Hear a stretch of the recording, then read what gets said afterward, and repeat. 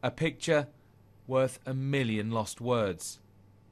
Henry de Massa is finally reunited with his daughter Pearl, a child he's not seen since her abduction by her mother almost 3 years ago.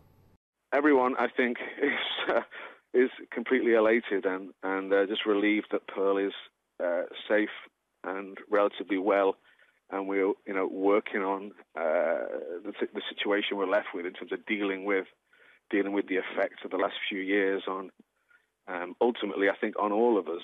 Pearl Gavahan de Massa was last seen in Canada. This was how we reported Pearl's disappearance 2 years ago. Snatched from a nursery in Manchester at the age of just 4. She was taken first to Mexico and then through the United States and on to Toronto in Canada, which is where the only confirmed sighting of her came in February last year.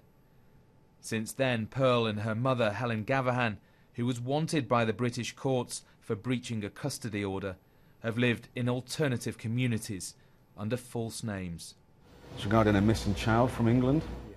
Pearl's father even moved to Canada to try to trace them, but it was a tip-off that led the authorities to Montreal in Quebec, where mother and daughter were picked up 11 days ago. How would you describe Pearl's condition? She's the person, she's the spirit that she was, and she's a very kind of, very much an individual, very much full of character. I think the effects are visible in her education. She's had zero education for nearly 3 crucial years. And it's kind of like she's been just locked in an attic, and left to go pale in some way.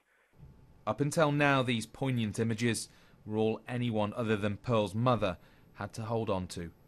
While she remains in the custody of the Canadian authorities, Pearl's father will be trying to make up for the years with his daughter that might so easily have been lost without trace. Ashley Derricott, Granada Reports, Manchester.